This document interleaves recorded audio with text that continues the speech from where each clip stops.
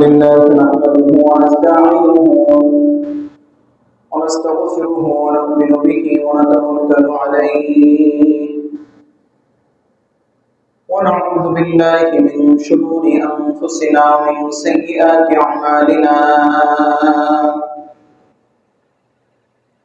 من يهد الله فلا مضل له ومن يضلله فلا هادي له ونشهد أن لا إله إلا الله وحده لا شريك له ونشهد أن سيدنا وسندنا وحبيبنا وحبيب ربنا وطبيبنا وطبيب قلوبنا ومحبوبنا ومرشدنا وأولانا ومولانا محمدا عبد الله ورسوله الذي أرسله الله تبارك وتعالى إلى الخلق بالحق بشيرا ونذيرا وداعيا إلى الله بإذنه سراجا وقمرا منيرا أما بعد فأعوذ بالله من الشيطان الرجيم بسم الله الرحمن الرحيم وذكر فإن الذكرى تنفع المؤمنين وقال سبحانه وتعالى لشان حبيبه ومحبوبه إن الله وملائكته يصلون على النبي يا أيها الذين آمنوا صلوا عليه وسلموا تسليما اللهم صل على محمد وعلى آل محمد كما صليت على إبراهيم وعلى آل إبراهيم إنك حميد مجيد اللهم بارك على محمد وعلى آل محمد كما باركت على إبراهيم وعلى آل إبراهيم إنك حميد مجيد رہے میرے مسکن حوالے کعبہ بنے میرے مدفن دیار مدینہ بلغ العلا بکمالہ کشف الدجى بجماله حسنت جميع خصاله صلوا عليه وآله আলহামদুলিল্লাহ বিশ্বজগতের মালিকের বিশ্ব দরবারে হৃদয়ের গভীর থেকে কালিমাতুশ শুকর জানাই, কৃতজ্ঞতা জ্ঞাপন করি যে মালিক আমাদেরকে জুমার দিনে বরকতিক্ষণে তার ঘর পর্যন্ত তার কদমে সেজদা দেওয়ার লক্ষ্যে পৌঁছে দিয়েছেন। এজন্য কালিমাতুশ শুকর পড়ি আলহামদুলিল্লাহ। সম্মানিত ভাইরা, কুরআনুল হাকীমের বিশেষ একটি আয়াত সূরা যারিয়াত থেকে আমি আপনাদের মাঝে তেলাওয়াত করেছি।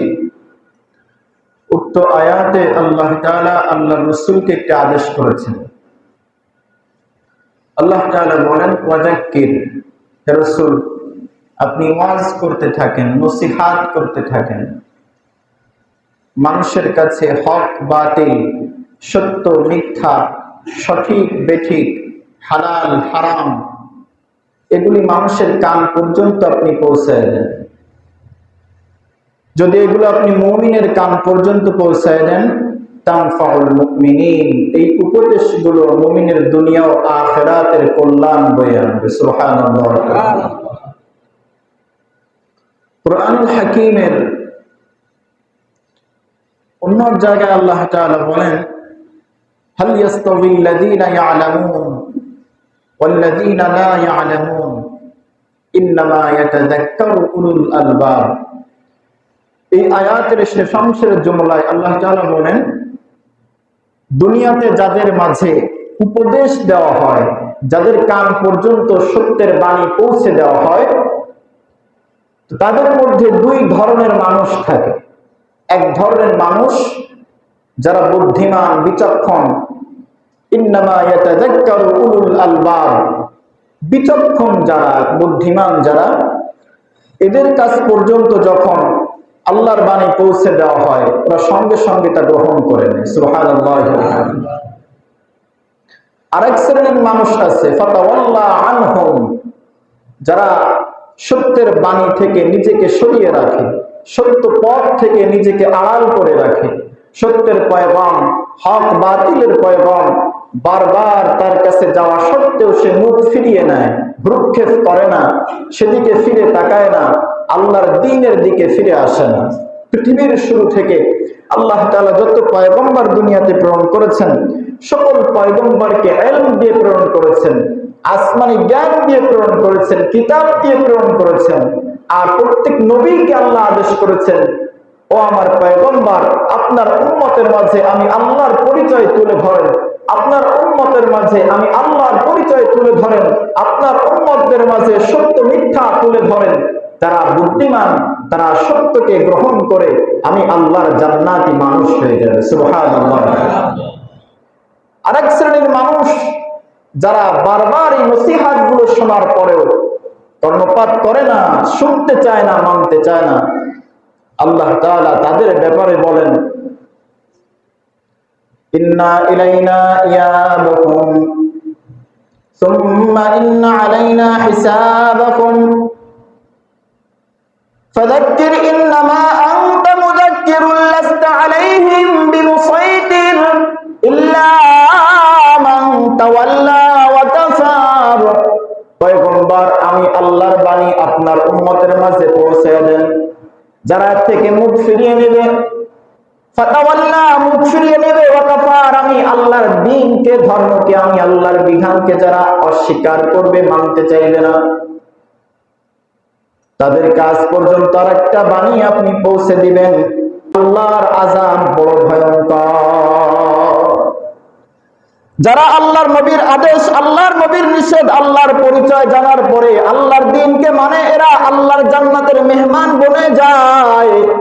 আর যারা আল্লাহর দ্বীন থেকে নিজেকে আড়াল করে রাখে, তাদের ব্যাপারে আল্লাহ বলেন, ফায়ুআযিবুহুল্লাহুল আযাবাল আকবার, আমি আল্লাহর ভয়, আমি আল্লাহর আযাব বড় ভয়ঙ্কর। যতই পালাক না কেন, পালাতে পালাতে এমন এক সময় আসবে, ইন্না ইলাইনা ইয়াবাহুম, আমার কাছে ফিরে আসতে হবে, ওয়া ইন্না আলাইনা হিসাবাহুম, শুধু ফিরে আসলে হবে না, আমার কাছে আসার পর হায়াতের প্রত্যেকটা সেকেন্ডের হিসাব আমি আল্লাহর কাছে দেওয়া লাগবে। সেদিন মনে করবে, যদি নবীদের আদেশগুলো মানতাম, উপদেশগুলো মানতাম, তাহলে আর জাহান্নামের লাকড়িতে পরিণত হতাম। তো যে কথা বলছিলাম, আল্লাহ রসুলকে আল্লাহ তাআলা বলেন, হে রসুল, আপনি উপদেশ করতে থাকেন, আপনি সত্য মিথ্যা তুলে ধরেন, সঠিক বেঠিক তুলে ধরেন, হালাল হারামের পরিচয় জানিয়ে দেন। দেখবেন এক শ্রেণীর মানুষ হারামকে বর্জন করে হালাল গ্রহণ করে কালিমার ছায়াতলে আসবে, আর ওই সমস্ত ব্যক্তি আমি আল্লাহর জান্নাতের মেহমান হয়ে যাবে। সুবহানাল্লাহ। এজন্য কোরআনকে জীবন্ত এক নসিহত বলা হয়, জীবন্ত উপদেশ বলা হয়। কোরআন একটা জীবন্ত উপদেশ, যে কোরআনের মাধ্যমে, আয়াতের মাধ্যমে আল্লাহ তাআলা উম্মতকে বারবার নসিহত করেছেন। আবার কখনো কখনো হাদিসের মাধ্যমে, আল্লাহ নবীর অসংখ্য বাণীর মাধ্যমে উম্মতের সঠিক রাস্তা, সঠিক দিক নির্দেশনা দিয়েছেন। আমার কথা বুঝতেছেন আপনারা? আমি কি বোঝাতে পারতেছি? দেখেন, শুক্রবার আসলে যাদের অনেক বেশি ঘুম আসে, শুক্রবার সকালে 2 ঘন্টা ঘুমাবেন, এখানে এসে ঘুমাবেন, কারণ আমার জায়গায় আপনি থাকলে বুঝতে পারতেন কতটা যন্ত্রণা। এটাও একটা ক্লাস, এটাও একটা কি ক্লাস। এজন্য চেষ্টা করবেন কমপক্ষে কিছু শোনার, কিছু বোঝার। আর আমিও দোয়া করি আল্লাহ তাআলা এই বলা আর শোনার মাঝে এমন কিছু কথা রাখেন যে কথা যেন আপনার আর আমার নাজাতের ওসিলা হয়। সকলে পড়ি আমিন। তো আল্লাহ রাসূলও উম্মতের মাঝে নসিহত করে গেছেন, ওয়াজ করে গেছেন, উপদেশ দিয়ে গেছেন। তখন কোরআন সরাসরি কোরআনের আয়াতের মাধ্যমে, কখনো আল্লাহ রাসূলের বাণীর মাধ্যমে। তো আল্লাহ রাসূলের বাণীর মাধ্যমে যত উপদেশ বান্দাকে দিয়েছেন, উম্মতকে দিয়েছেন, তার মধ্যে শ্রেষ্ঠতম কিছু আদেশ হাদিসের একটি মহাগ্রন্থ তারগীব ও তারহিব হাদিসের কিতাব, এই কিতাবে উল্লেখ করেছেন যে আল্লাহ রাসূলের জীবদ্দশায় যতগুলি আদেশ আল্লাহ রাসূল উম্মতকে করেছেন, তার মধ্যে উল্লেখযোগ্য, তার মধ্যে অত্যন্ত গুরুত্বপূর্ণ 10টি নসিহত আল্লাহ রাসূল করেছেন, যেটা তারগীব এবং বুখারীতেও হাদিসটি এনেছে। আল্লাহ রাসূল 10টি নসিহত করেছেন এই হাদিসের মধ্যে। ওই যে আল্লাহ বলেন আপনি উপদেশ দেন, ওয়াজ করেন, নসিহত করেন, তো আল্লাহ রাসূলের উপর আমল করেছেন। হযরত মুআজ ইবনে জাবাল রাদিয়াল্লাহু আনহু থেকে বর্ণিত, عن معاذ بن جبل رضي الله عنه قال أوصاني رسول الله صلى الله عليه وسلم بعشر كلمات। আল্লাহ রাসূলের প্রাণ প্রিয় সাহাবী হযরত মুআজ ইবনে জাবাল রাদিয়াল্লাহু আনহু বলেন, হযরত মুআজ বলেন আওসানি, আমাকে নসিহত করেছেন, উপদেশ দিয়েছেন, এইটা করবা মুআজ, এইটা করবা না, এরকম আদেশ নিষেধ দিয়ে পয়গম্বর আমাকে 10টা উপদেশ দিয়েছেন, 10টা ওয়াজ করেছেন, 10টা বিষয়ের নসিহত করেছেন। প্রাণের ভাইরা আমার, প্রিয় বন্ধুগণ, এই মুআজ ইবনে জাবাল রাদিয়াল্লাহু আনহুকে আল্লাহ রাসূল সম্বোধন করে গোটা উম্মতের মাঝে জীবন্ত 10টা নসিহত রেখে গেছেন। যে সাহাবীর হাত ধরে আল্লাহ রাসূল নসিহত করেছিলেন নাম মুআজ ইবনে জাবাল। সাহাবায়ে কেরামের মধ্যে ক্যাটাগরি ভাগ আছে। সাহাবায়ে কেরামের মাঝে সবার সমান, সবার মর্তবা এক না। হাদিসটা কতটা বিশুদ্ধ এটা বোঝানোর জন্য বলছি। হযরত মুআজ ইবনে জাবাল সাধারণ সাহাবী ছিলেন না। সাহাবায়ে কেরামের মাঝে মুআজের ব্যাপারে সাহাবায়ে কেরাম বলতেন আলামু মিন্না বিল হালালি ওয়াল হারাম, আমাদের মাঝে সবচাইতে যারা হালাল হারাম সম্পর্কে বেশি জানে তাদের মধ্যে উল্লেখযোগ্য একজন হচ্ছে মুআজ ইবনে জাবাল। সুবহানাল্লাহ। ইয়ামানের গভর্নর করে আল্লাহ রাসূল সাল্লাল্লাহু আলাইহি ওয়াসাল্লাম মুআজ ইবনে জাবালকে প্রেরণ করেছেন। হযরত মুআজ ইবনে জাবালকে বলেন, ও মুআজ, ইয়ামানের নবমুসলিমরা একজন টিচার, শিক্ষক আমার কাছে চেয়েছে, আমি মুহাম্মদুর রাসূলুল্লাহ, তুমি মুআজ ইবনে জাবালকে প্রেরণ করছি, পাঠাচ্ছি শিক্ষক হিসাবে। মুআল্লিমুল ইয়ামান, আনতা মুআল্লিমুল ইয়ামান, ও মুআজ, তুমি ইয়ামানবাসীর জন্য শিক্ষক। মুআজ রে, তোমার কাছে কোনো ফতোয়া যদি এমন আসে যে কোরআনে পেয়ে গেছো, তাহলে কি করবা? হযরত মুআজ ইবনে জাবাল বলেন, পয়গম্বর, আমার কাছে যখন কোনো ফতোয়া নিয়ে কেউ আসবে, আমি সর্বপ্রথম আল্লাহর কোরআন দিয়ে সমাধান দেব।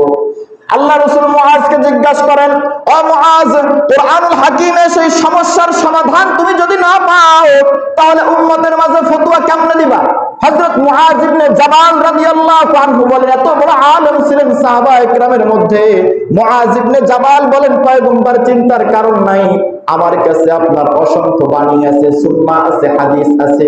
কোন ব্যাপার যদি আমি কোরআনে না পাই, আমি সরাসরি আপনার হাদিস থেকে সমাধান করে দেব। সুবহানাল্লাহ। মুআজ ইবনে জাবাল রাদিয়াল্লাহু আনহুকে আল্লাহ রাসূল তৃতীয় প্রশ্ন করলেন, ও মুআজ, এমন কোন সমস্যা যদি তোমার কাছে আসে যেটা যার সমাধান কোরআনেও নাই, যার সমাধান হাদিসেও নাই, এমন সমস্যার সমাধান তুমি কি করে দিবা?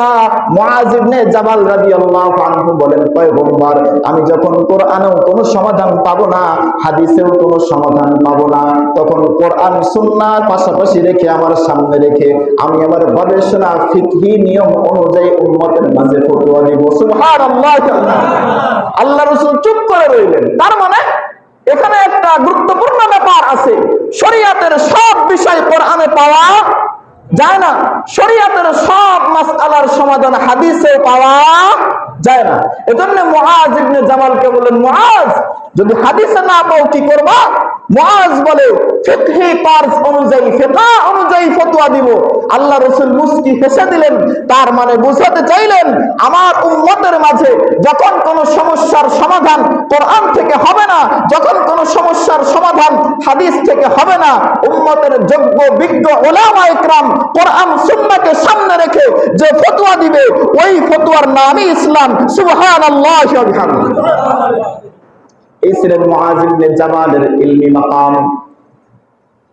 শুধু ইলমি মাকাম নয়, বাবার 5 সন্তানের মাঝে সবার সাথে কিন্তু বাবার আন্তরিক সম্পর্ক একই রকম হয় না, দায়িত্ব ঠিক একই ভাবে পালন করেন, কিন্তু কোন কোন সন্তানের সাথে আন্তরিকতা বেশি হয়, আবার কারো কারো সাথে কম হয়, হয় না? মুআজ ইবনে জামাল শুধু ইলমের দিক দিয়ে আলেম ছিলেন, মুহাদ্দিস ছিলেন, মুফাসসির ছিলেন, মুফতি ছিলেন তা নয়। পয়গম্বরের সাথে মুআজ ইবনে জামালের আন্তরিকতা ছিল এত বেশি, আল্লাহর রাসূল যখন ঘোড়ায় সওয়ার হতেন, মাঝে মাঝে মুআজ ইবনে জামাল পয়গম্বরের একই ঘোড়ার পিছনে সওয়ার হয়ে বসতেন। নবীজি মুআজকে ডাকতেন, মুআজ তুমি আর আমি আর তুমি একই ঘোড়ার উপর সওয়ার হয়েছিলে, মুআজ তুমি দূরে কেন, আমার পিঠের কাছে এসে বসো। হযরত মুআজের সিনা আল্লাহ রাসূলের পিঠ মোবারকের সাথে লাগায় দিয়া পয়গম্বরকে জড়ায় ধরে মুআজ ইবনে জামাল ঘোড়ার পিঠে বসতেন। প্রাণের ভাইরা আমার, ঈমান থাকা অবস্থায় যে শরীর পয়গম্বরকে জড়িয়ে ধরে, আল্লাহ তাআলা ওই শরীরকে কোনদিন জাহান্নামের আগুনে পোড়াবেন না। সুবহানাল্লাহ। এই সৌভাগ্য মুআজ ইবনে জামাল পেয়েছে। গভর্নর করে আমাদের দিকে যখন মুআজ ইবনে জামালকে প্রেরণ করছেন, মদিনার বর্ডার ক্রস করে মুআজ ইবনে জামাল মদিনা ত্যাগ করবেন। আল্লাহ রাসূল সন্তানকে আগায় দিতে এসেছেন, বিদায় দিতে এসেছেন মুআজ ইবনে জামালকে। কেমন ভালোবাসতেন পয়গম্বর মুআজকে। মুআজ ইবনে জামাল ঘোড়ার পিঠে বসা, আমার দিকে তাকান, মুআজ ইবনে জামাল ঘোড়ার পিঠে বসা, আর আল্লাহ রাসূল হাঁটতে হাঁটতে যায়, মুআজের ঘোড়াটা একটু আগে পয়গম্বর এই সোজা দাঁড়ানো।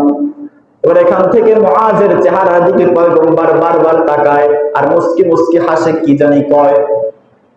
মুআজ ইবনে জামাল যখন মদিনা ক্রস করে যাবেন, পয়গম্বরের হৃদয় কেমন জানি ফেটে যায়। আদরের সন্তান মুআজ, আমি মুহাম্মদকে ছেড়ে চলে যাই, এর মধ্যে যদি আমি মুহাম্মাদের কাছে আজরাইল চলে আসে তো মুআজের সাথে আমার আর দেখা হবে না।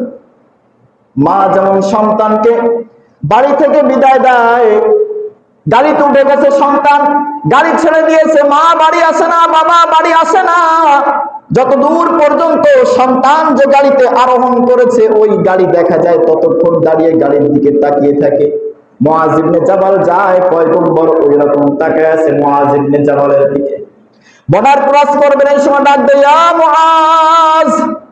বিয়োগ ব্যথায়, মুআজের বিচ্ছেদে আল্লাহ রাসূল সলসল দৃষ্টি, নবীর চোখে পানি, ডাক দেয়, ইয়া মুআজ। 3 বার ডাক দিয়েছেন মুআজ। 3 বার ডাক দেওয়ার পরে পয়গম্বরের ডাকে সাড়া দিয়ে মুআজ ইবনে জামাল পিছন দিকে তাকিয়ে দেখেন পয়গম্বরের চোখ থেকে অশ্রু ঝরছে। পয়গম্বর ডেকে ডেকে বলছে, মুআজ হয়তো তোমার সাথে আমার দেখা হবে না। ও মুআজ, তোমাকে ঘোড়ার পিঠে বসে আমি কতই না আরোহণ করলাম, আর হয়তো তোমার সাথে সাক্ষাৎ হবে না। মুআজ রে, আয় না আমার বুকে একটু আয়, বলেন না সুবহানাল্লাহ। মুআজ আয় আমার বুকে আয়। মুআজ ইবনে জামাল ঘোড়ার পিঠ থেকে লাফ দিয়ে পয়গম্বরের সিনার সাথে সিনা লাগাইছে। এরপরে আল্লাহ রাসূল কান্না ভেজা চোখে মুআজ ইবনে জামালকে বিদায় দিয়েছেন। এটা হচ্ছে পয়গম্বরের সাথে মুআজের ভালোবাসা। পয়গম্বরের সাথে মুআজের ভালোবাসা, মুআজ ইবনে জাবালের ইলমি মাকামও সবচাইতে ঊর্ধ্বে, মুআজ ইবনে জাবালের নবীর সাথে সম্পর্ক, সুসম্পর্ক, প্রেমের মাকামও অনেক ঊর্ধ্বে। এই মুআজ ইবনে জাবাল রাদিয়াল্লাহু আনহু বলেন, আওসানি রাসূলুল্লাহ সাল্লাল্লাহু আলাইহি ওয়াসাল্লাম বিআশরিন কালিমাতিন, আল্লাহর রাসূল আমার হাত ধরে 10টা ওয়াজ করেছেন, 10টা নসিহত আমাকে করেছেন। কয়টা? তার মধ্যে নাম্বার 1 মুআজ ইবনে জাবাল বলেন, ক্বালা লা তুশরিক বিল্লাহ। প্রথম নাম্বার নসিহত, খুব খেয়াল করবেন। আল্লাহ রাসূল মুআজকে যে ওয়াজগুলি করেছেন তার নাম্বার 1 মুআজ ইবনে জাবাল বলেন, ক্বালা লা তুশরিক বিল্লাহ। আল্লাহ রাসূল আমাকে বলেন, মুআজ তোমার জীবনে কোনোদিন কোনো অবস্থায় যেন আল্লাহর সাথে তোমার শিরিক না হয়ে যায়। ও মুআজ ইবনে জাবাল, তোমার জীবনের পণ আর প্রতিজ্ঞা বানাও, তোমার জীবনে অঙ্গীকারবদ্ধ হও, তুমি প্রতিশ্রুতি নাও। মুআজ রে, সুখে দুঃখে, হাসি কান্নায়, যন্ত্রণায়, অভাব অনাটনে যত হালাত অবস্থা হোক না কেন, মুআজ তুমি কোনোদিন কোনো অবস্থায় রব্বুল আলামিন আরশের মালিকের সাথে শিরিক করবা না। মুআজ ইবনে জাবালকে সর্বপ্রথম আল্লাহ রাসূল যে ওয়াজ করলেন সেটার নাম হচ্ছে তুমি আল্লাহর সাথে শিরিক, সকলে বলেন আল্লাহর সাথে শিরিক করবা না। কারণ এই সর্বপ্রথম নসিহতের শুরুতে এই শিরিকের কথা না বলে তো আল্লাহ রাসূল অন্য কথা বলতে পারতেন কিনা? কেন এটা বললেন? মুহাদ্দিসিন ইকরামে হাদিসের ব্যাখ্যায় লিখেছেন, আল্লাহ রাসূলকে যে দিন দিয়ে প্রেরণ করা হয়েছে, কমপ্লিট দিন, অতীতে যত পয়গম্বরকে দিন দেওয়া হয়েছিল, ধর্ম দেওয়া হয়েছিল, সকল নবীর কাছে এক মেসেজ আল্লাহ তাআলা পাঠিয়েছেন, উম্মতকে জানিয়ে দিবা আমার সাথে কেউ যেন শরীক না করে। মুহাদ্দিসিন ইকরাম লেখেন, মুআজ ইবনে জাবালকে এই নসিহত করেছেন আল্লাহ রাসূল, তুমি আল্লাহর সাথে শিরিক করবে না, সর্বপ্রথমে এই নসিহত করেছেন। কারণ আল্লাহ তাআলা বলেন, ইন্নাশ শিরকা লাযুলমুন আযীম। পৃথিবীতে যত প্রকার গুনাহ আছে, পৃথিবীতে যত প্রকার পাপ আছে, পৃথিবীতে যত বড় বড় গুনাহ আছে, সবচেয়ে বড় গুনার নাম শিরিক, সবচেয়ে বড় জুলমের নাম হচ্ছে শিরিক। আল্লাহ তাআলা বলেন, ইন্নাশ শিরকা লাযুলমুন আযীম। পৃথিবীর মধ্যে যত গুনাহ আছে, সকল গুনার চাইতে বড় গুনাহ কোনটা? সকলে বলেন কোনটা? শিরিক। আল্লাহ রাসূল হাদিসে সাহাবায়ে কেরামকে সামনে নিয়ে বলছেন, আলা আম্বিউকুম বিআকবারিল কাবাইর। ও আমার সাহাবায়ে কেরাম, আমি কি তোমাদেরকে সবচাইতে কবিরা গুনাহের সংবাদ দিব না? প্রথমবার বললেন, দ্বিতীয়বার আবার একই কথা বললেন, আলা আম্বিউকুম বিআকবারিল কাবাইর। ও আমার সাহাবায়ে কেরাম, আমি মুহাম্মদুর রাসূলুল্লাহ তোমাদের মাঝে কি সবচাইতে বড় গুনাহের পরিচয় তুলে ধরব না? তৃতীয়বার আবার বললেন, আলা আম্বিউকুম বিআকবারিল কাবাইর। সবচাইতে বড় পাপের পরিচয় কি দিব না? সাহাবায়ে কেরাম বললেন, অবশ্যই ইয়া রাসূলুল্লাহ, অবশ্যই পরিচয় করিয়ে দিবেন, জানিয়ে দিবেন। আল্লাহ রাসূল বললেন, আশরিকু বিল্লাহ। সবচেয়ে বড় গুনাহের নাম হচ্ছে আল্লাহর সাথে কাউকে শরীক সাব্যস্ত করা। আল্লাহ তাআলা কুরআনুল হাকিমে বলেন, ওয়া মান ইউশরিক বিল্লাহ, ওয়া মান ইউশরিক বিল্লাহ হারামাল্লাহু আলাইহিল জান্নাহ ওয়া মাওয়াহুন নার।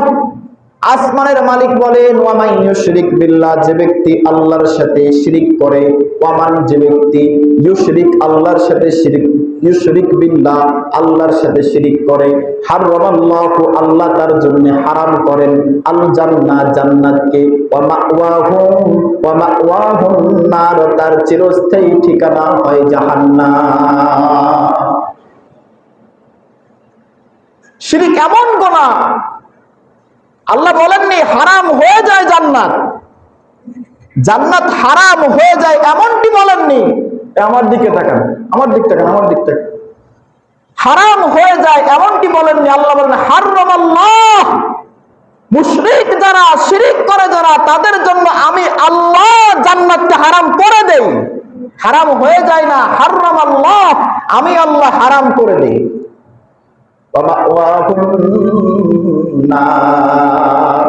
আর তার ঠিকানা হয় চিরস্থায়ী জাহান্নাম।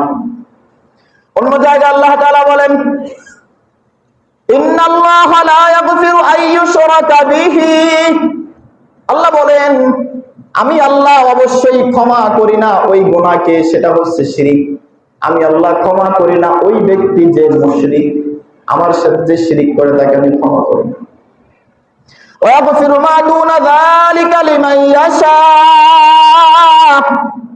আর শিরক ব্যতীত বান্দার যত গুনাহ আছে আমি আল্লাহ যাকে ইচ্ছা তাকে ক্ষমা করে দিব। শুধু ক্ষমা না, ক্ষমার সাথে সাথে আমি মালিক বান্দাকে আমার জান্নাতের মালিক বানায় দেব। সুবহানাল্লাহ। শুধুমাত্র শিরকের গুনাহ ব্যতীত। এজন্য মুফাসসিরিন ইকরাম লেখেন, মুহাদ্দিসিন ইকরাম লেখেন, ময়দানে মাহশারে বান্দা যদি সাগরের ফানা পরিমাণ গুনাহ নিয়েও হাজির হয়, বান্দার গুনাহ যদি উহুদ পাহাড়ের পরিমাণ হয়, বান্দার গুনাহের স্তর যদি উহুদ পাহাড় পরিমাণ হয়, বান্দার আমলনামার প্রত্যেকটা জায়গায় যদি গুনাহ আর গুনাহ, কোন নেক না থাকে, তবু শিরক ব্যতীত আল্লাহর দরবারে যদি উপস্থিত হয়, আল্লাহ বলেন ওয়ায়াগফিরু লিমান ইয়াশা, আমি আল্লাহ গফফারুজ যুনুব, আমি আল্লাহ সাত্তারুল উয়ুব, আমি আল্লাহ আরহামুর রাহিমিন, আমি আল্লাহ গফুরুল ওয়াদুদ, এগুলো আমার নাম। আমি দয়ার সাগর। এত গুনাহ নিয়ে, সব গুনাহ নিয়ে ময়দানে মাহশারে উপস্থিত হওয়া সত্ত্বেও আমি আল্লাহ যদি চাই বান্দার গুনাহের দিকে না তাকিয়ে বান্দাকে আমার জান্নাতের মেহমান বানায় দেব। শিরক করা যাবে না। কি করা যাবে না? শিরক করা যাবে। পরবর্তী বাক্যে আল্লাহ রাসূল হযরত মুআয ইবনে জাবালকে বলেন, ও মুআয, ক্বালা লা তুশরিক বিল্লাহ, আল্লাহর সাথে শিরক করবা না। প্রথম নসিহতের প্রথম বাক্য। পরবর্তী বাক্যে আল্লাহ রাসূল দুইটা শব্দ ব্যবহার করেছেন মুআযকে। এবার মুআযকে বলেন, ওয়া ইন কুতিলতা ওয়া ইন হুররিকতা, মুআয তোমাকে যদি হত্যা করা হয়, মুআয তোমার উপর যদি মিথ্যা মামলা আরোপ করা হয়, মুআয তোমার যদি ঘাম ঝরাতে হয়, ও মুআয তোমার যদি রক্ত ঝরাতে হয়, মুআয রে তোমাকে যদি জ্বলন্ত আগুনে পুড়িয়ে ছাই বানিয়েও দেয়, তারপরেও তুমি তোমার রবের সাথে শিরক করবা না। যদি তোমাকে হত্যা করে, যদি তোমাকে ফাঁসির কাস্টে ঝোলায়, যদি তোমাকে পুড়িয়ে ছাই বানিয়ে দেয়, এরপরেও যে আল্লাহর নামের কালিমা তুমি তেলাওয়াত করে ইমানদার হয়েছে, কালিমা ছেড়ে কোথাও তুমি যাবা না, আল্লাহর বান্দা হিসাবে শাহাদাতের মালা তুমি গলায় পরে নিবা। সুবহানাল্লাহ। তবু আল্লাহর সাথে শিরক করবা। আচ্ছা, একটা বিষয় আসেন, শিরকের গুনাহর সাথে আল্লাহ রাসূল দুইটা কথা কেন আনলেন? বোঝার চেষ্টা করবেন। মুআয, যদি তোমাকে কতল করা হয়, হত্যা করা হয়, শিরকের গুনাহ তবুও করবা না। তাই হত্যা করা আর কতল করা, এটা শিরকের সাথে সম্পর্ক কি? প্রশ্ন বুঝতেছেন? দুই হাত উঁচু করেন, বলেন সুবহানাল্লাহ, সুবহানাল্লাহ, আলহামদুলিল্লাহ, লা ইলাহা ইল্লাল্লাহ। জোরে শরীরের সবটুকু শক্তি দিয়ে আল্লাহু আকবার। আর জোরে আল্লাহু আকবার। আল্লাহ তাআলা আল্লাহ রাসূল মুআয ইবনে জামালকে দুইটা কথা কেন বললেন? মুআয, তোমাকে হত্যা করলেও শিরক করবা না, পুড়িয়ে দিলেও শিরক করবা না। তার অর্থ হচ্ছে আল্লাহ তাআলা কোরআনুল হাকিমের অন্য আয়াতে বলেন, আম হাসিবতুম আন তাদখুলুল জান্নাতা, তোমরা চিন্তা করেছো তোমাদেরকে জান্নাত দেওয়া হবে। ওয়ালাম্মা ইয়াতিকুম মাসালুল লাযিনা খালাউ মিন ক্বাবলিকুম, আর তোমাদের পূর্ববর্তী যারা ছিল তাদের মতো তোমাদেরকে পরীক্ষা করা হবে না। তোমরা কি এমনটি মনে করো? তার মানে পূর্ববর্তী উম্মত যে সমস্ত পরীক্ষার সম্মুখীন হয়েছে, তোমরা মুহাম্মাদের উম্মতরা ওই সমস্ত পরীক্ষা না দিয়ে আমি আল্লাহর জান্নাতে চলে যাবা। জান্নাতটাকে এত সস্তা মনে হয়? এবার আসুন, পৃথিবীর ইতিহাসে নূহ নবিয়ুল্লাহ থেকে শুরু করে ইব্রাহিম খলিলুল্লাহ, মুসা কালিমুল্লাহ, ঈসা রূহুল্লাহ, ইউসুফ নবিয়ুল্লাহ, যত পয়গম্বর সত্যের বাণী নিয়ে এসেছেন, আল্লাহর দ্বীনকে প্রতিষ্ঠিত করবার লক্ষ্যে কাজ করেছেন, আল্লাহর আইন ব্যতীত অন্য সব আইনকে পদপিষ্ট করে একমাত্র আল্লাহর আইনের কাছেই মাথা নত করেছেন। প্রত্যেক নবীরাই, এই সমস্ত প্রত্যেক নবীরাই বাধার পরে বাধার সম্মুখীন হয়েছেন। কাউকে বা আগুনে নিক্ষেপ করা হয়েছে, কাউকে বা মিথ্যা মামলায় দেওয়া হয়েছে, কাউকে আবার মিথ্যা দোষারোপ করা হয়েছে, কাউকে আবার হত্যা করার চেষ্টাও করা হয়েছে। প্রাণের ভাইরা আমার, এজন্য মুআজ ইবনে জাবালকে বলেন, ও মুআজ, তোমার পরেও এমন পরীক্ষা আসবে, তোমার পরেও আল্লাহর দ্বীন এককভাবে গ্রহণ করার কারণে তুমি মুআজের পরে পরীক্ষা আসবে, তোমাকেও লোভ লালসা দেখানো হবে। কারণ একটাই, একক এক আল্লাহর দ্বীনকে ছেড়ে তুমিও তাদের মতো অন্যান্য প্রভুদের ইবাদত করতে থাকো, এই প্রস্তাব নিয়ে তোমার কাছেও আসবে। তুমি যখন না মানবে তখন তোমাকে হত্যা করতে চাইবে, তখন তোমাকে পোড়াতেও চাইবে। এজন্য বলি, মুআজ, যদি পুড়িয়েও দেয়, যদি তোমাকে হত্যাও করে দেয়, তারপরেও তুমি আল্লাহর সাথে শিরক করবা। বাস্তবতা হচ্ছে শুধুমাত্র লা ইলাহা ইল্লাল্লাহ, এটার অর্থ জানেন আপনারা? ভালোভাবে জানেন? ভালোভাবে শুনুন। লা ইলাহা ইল্লাল্লাহ সুর ছাড়াই বলি, বুঝেন, মুখস্থ করবেন, একটা মুখস্থ করবেন। লা ইলাহা ইল্লাল্লাহ মানে আল্লাহ ছাড়া কোনো মাবুদ নেই, একটা অর্থ। এটা হচ্ছে নরমাল অর্থ। আর সবচাইতে গ্রহণযোগ্য শক্তিশালী অর্থ হচ্ছে লা ইলাহা ইল্লাল্লাহ, একমাত্র কেবলমাত্র শুধুমাত্র আল্লাহ ব্যতীত আমি ঈমানদার, আমার জন্য আইন দেওয়ার আর কেউ কোনো ক্ষমতা অধিকার রাখে না। এটা হচ্ছে লা ইলাহা ইল্লাল্লাহ প্রথম অর্থ। অতএব আপনি যখনই বলবেন এক আল্লাহ ব্যতীত মানব রচিত আইনের কাছে মাথা নত করবো না, আপনি যখনই বলবেন ৭১-৭২ সংবিধান চিনি না, আমি মুসলমান, আল্লাহর দেওয়া সংবিধান ছাড়া অন্য কিছু মানি না, তখন আপনার পরে জুলুম আসবেই আসবে, এর মধ্যে কোনো সন্দেহ নাই। কথা বলেন ঠিক কিনা? এজন্য মুআজ ইবনে জাবালকে বলেন, মুআজ, আল্লাহর সাথে শিরিক করবা না। বাস্তবতা হচ্ছে যারাই এই মিশন নিয়ে কাজ করেছে তাদের সাথেই জুলুম অত্যাচার করা হয়েছে। সাইয়েদনা ওমর ইবনুল খাত্তাব রাদিয়াল্লাহু আনহুর সময়কালে, খুব খেয়াল করেন, লা ইলাহা ইল্লাল্লাহ, আল্লাহ ব্যতীত আর কোনো বিধানদাতা নেই, এই কথা বলার কারণে, এই কালিমা গ্রহণ করার কারণে, এককভাবে আল্লাহকে মাবুদ হিসাবে গ্রহণ করার কারণে সাহাবায়ে কেরাম ও ঈমানদারেরা যে কাফের মুশরিকের অত্যাচারের শিকার হয়েছেন তার এক দৃষ্টান্ত আমি পেশ করছি। হযরত ওমর ইবনুল খাত্তাব রাদিয়াল্লাহু আনহুর সময়কালে হেরাক্লিয়াস, রোম সম্রাট, খ্রিস্টান তখন, হেরাক্লিয়াসের কাছে ওমর ইবনুল খাত্তাব আব্দুল্লাহ ইবনে হুযাফাকে সেনাপতি বানিয়ে একদল সাহাবায়ে কেরাম প্রেরণ করলেন যুদ্ধের জন্য। মদিনা থেকে, বর্তমান ইতালি, রোম সাম্রাজ্য প্রেরণ করলেন সাহাবায়ে কেরাম। জীর্ণ শীর্ণ পোশাক, যুদ্ধের পোশাকও নেই, তরবারিও নেই, অস্ত্রও নেই। ঈমানের বলে বলিয়ান হয়ে আব্দুল্লাহ ইবনে হুযাফা সেনাপতি রওনা হয়েছেন রোম সাম্রাজ্যের দিকে। রোম সাম্রাজ্যের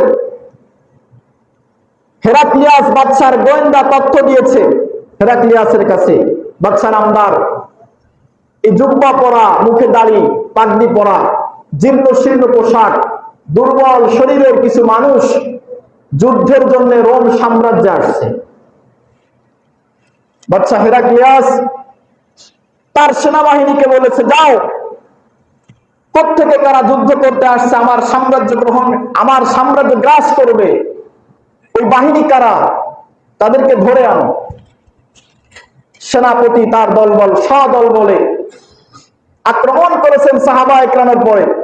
ঘটনাক্রমে, অতি সংক্ষেপে বলছি, ঘটনাক্রমে সাহাবায়ে কেরাম রোম সম্রাটের সেনাবাহিনীর কাছে বন্দী হয়ে গেছে। ওই দিক থেকে বাদশা হেরাক্লিয়াস সেনাবাহিনীর কাছে সংবাদ পাঠিয়েছে, যাদের এত বড় দুঃসাহস যে আমার সাথে যুদ্ধ করতে আসে, ওদেরকে সব কয়টাকে জীবিত নিয়ে আসবা, একটাও যেন মরে না, মারবা না একটাকেও, দেখবো ওদের বুকের পাটা কেমন। বর্তমান সময়ে আমেরিকার সাথে যদি কেউ যুদ্ধ করতে যায়, জীর্ণ শীর্ণ পোশাক অস্ত্র নাই, তো হাস্যকর হয়ে দাঁড়াবে। তারা গোটা বিশ্ব জানতে চাইবে লোকগুলো কারা। চাইবে কি চাইবে না? হেরাক্লিয়াস বলে ওদেরকে ধরে আনবা, ধরে আনা হয়েছে। আব্দুল্লাহ ইবনে হুযাফা 22 বছর বয়স তখন। বাদশা হেরাক্লিয়াস বলে, তোমার নাম কি? আমার নাম আব্দুল্লাহ, আমার বাবার নাম হুযাফা। কোথেকে এসেছো? মুহাম্মাদের সাহাবী, আমরা মদিনা থেকে এসেছি। কেন এসেছো? তোমরা খ্রিস্টান, তোমাদের কাছে ইসলামের দাওয়াত দিব, এজন্য এসেছি। দাওয়াত কবুল না করলে জিহাদ করব তোমাদের সাথে, তাই এসেছি। কৌশলী মানুষ হেরাক্লিয়াস বলে, তুমি আমার পাশে বসো, তোমার চেহারাটা তো খুব সুন্দর। বয়স কত? 22 বছর বয়স, টাকলা জওয়ান। আমাদের 22 বছর পোলা পর্যন্ত সুপা ব্যাংকে ঢুকে গেছে, তাই না? সারা রাত মোবাইল চালায়, সকালবেলায় আবার এমন পার্টিও আছে। আমার দিক দেখেন না, আছে না নাই? হ্যাঁ, আটতে পারে না, মাজাই বল নেই, মাজা বেঁকায় গেছে। মেয়ে দেখতে গেছে, মেয়ের মা আঁকা, আমার মায়ের কপাল ভুলায় না, ও নাতিপুতি কোনোদিন হবে না, ও ছাগলের মাজা দেয় আমার পছন্দ, তো সরাই হলো। 22 বছরের টাকলা জওয়ান আব্দুল্লাহ ইবনে হুযাফা রাদিয়াল্লাহু আনহু হেরাক্লিয়াসের পাশে বসেছেন। বলে, তোমার নাম কি? আব্দুল্লাহ। বাবার নাম হুযাফা। আমি রাসূলের সাহাবী, এসেছি তোমার কাছে, তোমার সাম্রাজ্য দখল করব। হেরাক্লিয়াস বলে, এত বড় সাহস তোমার! তোমার সাহস দেখে আমি আশ্চর্য হয়েছি। আচ্ছা, তুমি আমার পাশে বসো, একটা অফার তোমাকে দেই। এই রোম সাম্রাজ্যের অর্ধেক আমি তোমার নামে লিখে দেব, দলিল করে দেব। খেয়াল করেন, রোম সাম্রাজ্যের অর্ধেক তোমার নামে লিখে দেব, দলিল করে দেব। আর আমার এক সুন্দরী মেয়ে আছে, তোমার সাথে তাকে বিয়ে দেব, শর্ত হলো ইসলাম ছেড়ে তুমি খ্রিস্টান হয়ে যাও।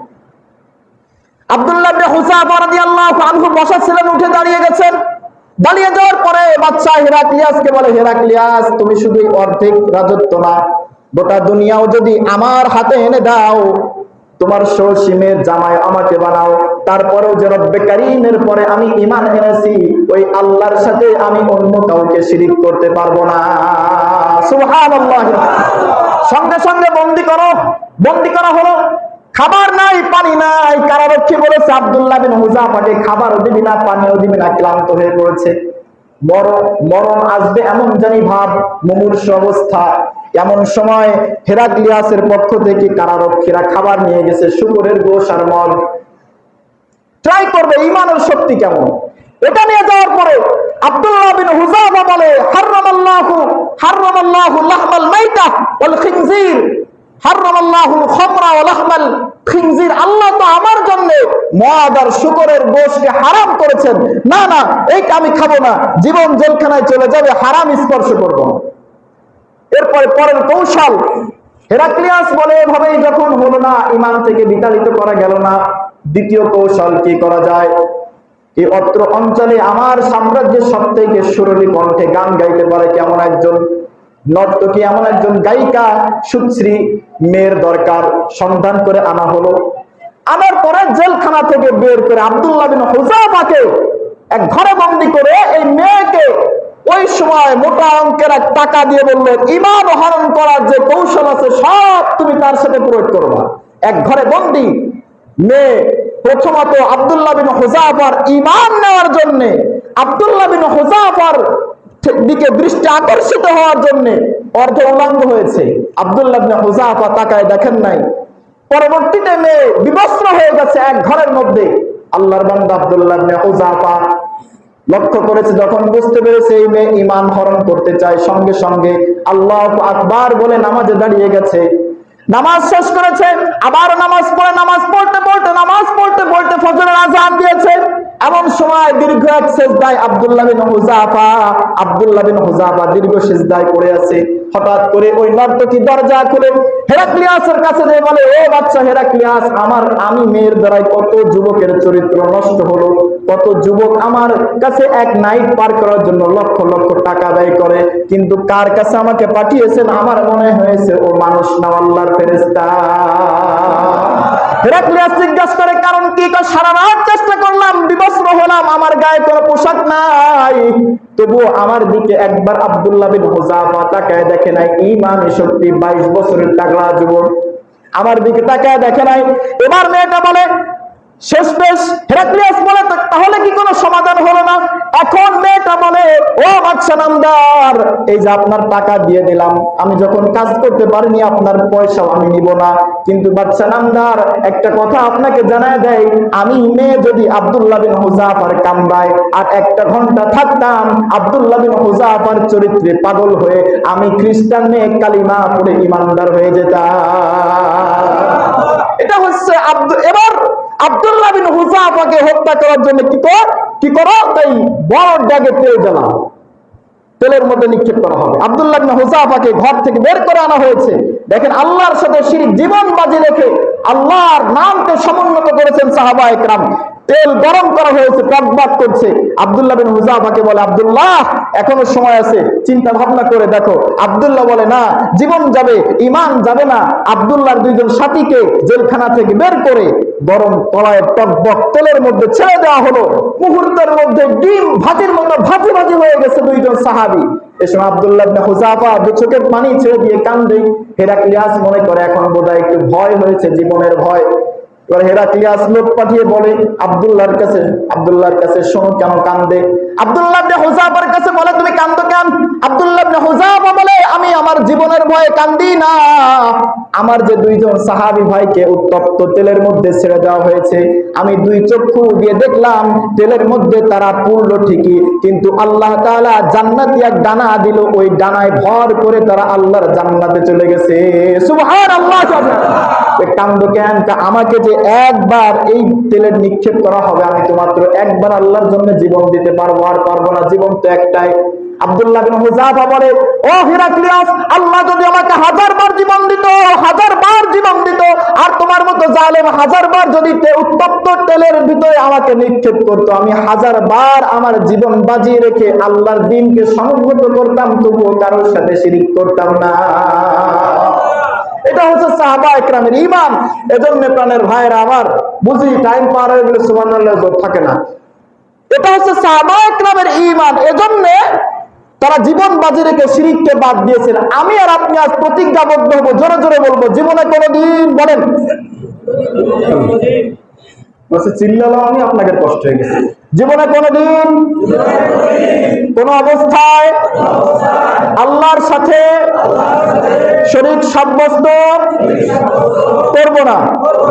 যদিও আমাকে হত্যা করা হয়, যদিও আমাকে পুড়িয়ে ছাই করা হয়, সকল অবস্থায় এক আল্লাহর গোলাম হিসাবে নিজেকে পরিচিত করব। আল্লাহ তাআলা তৌফিক দান করেন, আমিন। ওয়া আখিরু দাওয়ানা আলহামদুলিল্লাহি রাব্বিল আলামিন। 10 নসিহতের 1 নম্বর হলো আগামী জুমা থেকে বাকি 9টা ইনশাআল্লাহ। জি।